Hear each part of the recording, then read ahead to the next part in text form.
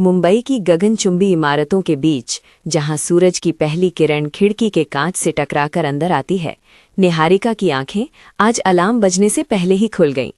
आज का दिन उसके लिए किसी उत्सव से कम नहीं था। वैष्णो देवी की कठिन लेकिन आध्यात्मिक यात्रा से लौटने के बाद आज वो अपने घर में कन्या पूजन का आयोजन कर रही थी। ये केवल एक रस्म नहीं थी, बल्कि मां वैष्णो देवी के प्रति उसकी कृतज्ञता व्यक्त करने का एक तरीका था। 5 साल का आरव अभी सो रहा था और समीर भी गहरी नींद में था। निहारिका उठी, उसने पूरे घर में गंगाजल छिड़का और मंदिर की सफाई की। पहाड़ों की वो ठंडी हवा और जय माता दी की गूंज अभी भी उसके कानों में ताज़ा थी। सुबह के 6 बज रहे थे। निहारिका ने रसोई की कमान संभाल ली थी। कन्या पूजन का भोजन सात्विक होता है, बिना लहसुन और प्याज के। उसने सबसे पहले काले चने भिगोए और फिर सूजी का हलवा बनाने की तैयारी शुरू की। शुद्ध देसी घी की खुशबू जैसे ही घर में फैली, समीर की नींद खुल गई।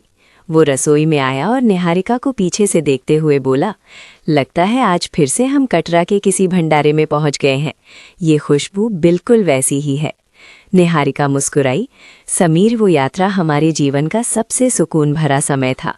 आरव ने जिस तरह से चढ़ाई की और माँ के दर्शन किए, मुझे लगा कि ये कन्या पूजन तो बनता ही है। आखिर उन 9 नन्ही कन्याओं में ही तो माँ का वास होता है। समीर ने मदद का हाथ बढ़ाया। बताओ मैं क्या करूं? चने उबल गए हैं, क्या मैं पूरियां बेलने में मदद करूं? हाँ, क्यों नहीं, पर पहले नहा लो।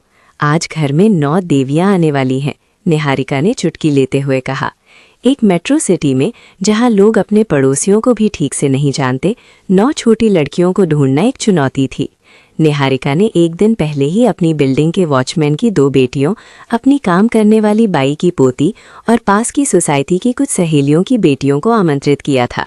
उसने सोचा था कि शहर की इस भागदौड़ में शायद ही कोई आए, लेकिन उसे सुखद आश्चर्य हुआ जब सभी ने खुशी खुशी आने की हामी भर दी।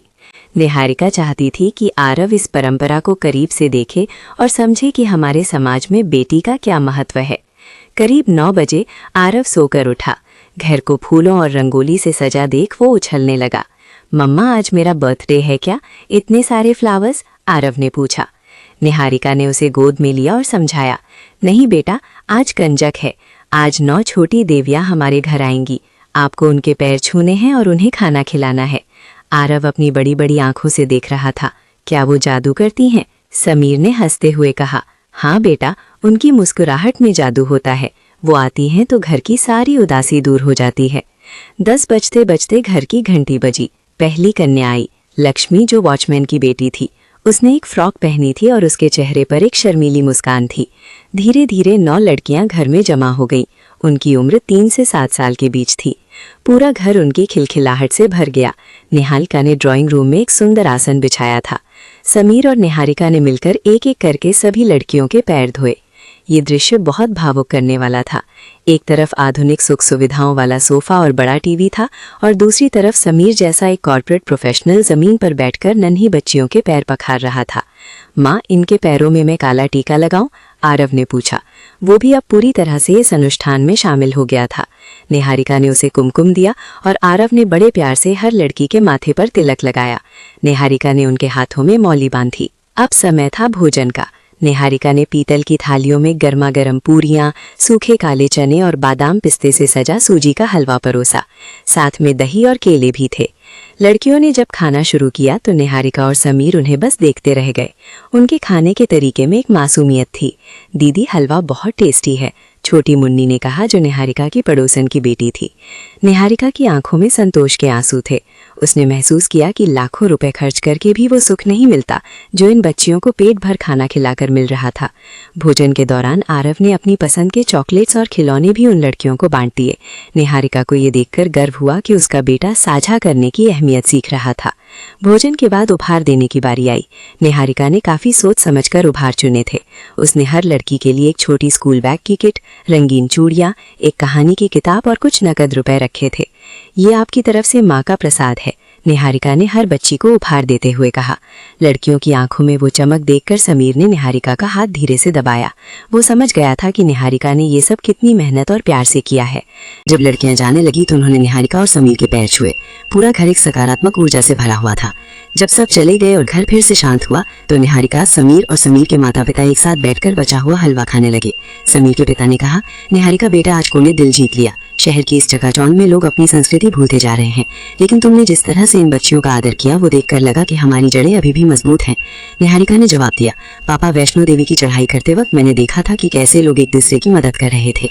वहाँ कोई अमीर गरीब नहीं था। आज जब मैंने इन 9 लड़कियों को एक साथ बिठाया तो मुझे वही एहसास हुआ। समाज में लड़कियों को देवी कहना आसान है, लेकिन उन्हें देवी जैसा सम्मान देना ही असली पूजा है। समीर ने जोड़ा, सही बात है। आरव ने आज जो देखा है वो उसे किसी स्कूल की किताब में नहीं मिलता। उसने सम्मान और सेवा का पाठ पढ़ा है।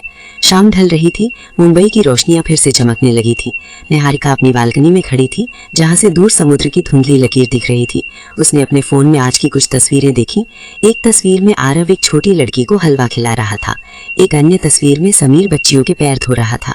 उसने इन तस्वीरों को एक सुंदर कोलाज में बदला। वो सोचने लगी कि कैसे एक यात्रा ने उसके परिवार को आध्यात्मिक रूप से इतना समृद्ध कर दिया। वैष्णो देवी का सफर सिर्फ कटरा तक ही सीमित नहीं था, वो तो उसके घर के भीतर, उसके संस्कारों में पहुंच चुका था। निहारिका ने इंस्टाग्राम और फेसबुक पर वो तस्वीरें साझा की और एक गहरा संदेश लिखा। कैप्शन, वैष्णो देवी की यात्रा का समापन आज घर पर कन्या पूजन के साथ हुआ। मेट्रो शहर की व्यस्त जिंदगी के बीच आज घर में 9 नन्ही देवियों का स्वागत करना एक दिव्य अनुभव था। समीर और मैंने महसूस किया कि असली शांति मंदिर जाने में नहीं, बल्कि उन मूल्यों को अपने जीवन में उतारने में है। जब हम इन बच्चियों के पैर धोते हैं तो हम केवल एक रस्म नहीं निभाते, बल्कि हम आने वाली पीढ़ी को ये सिखाते हैं कि नारी शक्ति का सम्मान ही ईश्वर की सच्ची पूजा है। हलवे की खुशबू, बच्चियों की खिलखिलाहट और आरव की मासूमियत, आज का दिन माँ के आशीर्वाद जैसा रहा। जय माता दी। निहारिका आरव को सुला रही थी। आरव ने धीमी आवाज में पूछा, मम्मा, क्या वो देवियां फिर से हैंगी? निहारिका ने मुस्कुराते हुए उसके सिर पर हाथ फेरा और कहा, हाँ बेटा, जब भी हम दूसरों की मदद करेंगे और सबका सम्मान करेंगे, वो देवियां हमारे आसपास ही रहेंगी। निहारिका ने महसूस किया कि इस यात्रा और आज के पूजन ने उसके घर की हवा को बदल दिया है। अब वहाँ सिर्फ करियर और पैसों की बातें नहीं थी, बल्कि वहाँ सहानुभूति, श्रद्धा और प्रेम का संचार था। समीर और निहारिका के रिश्ते में भी एक नई गहराई आ गई थी। वैष्णो देवी की वो पुकार अब एक स्थायी शांति बनकर उनके दिल में बस गई थी। निहारिका ने आंखें बंद की और मन ही मन माँ को फिर से धन्यवाद दिया।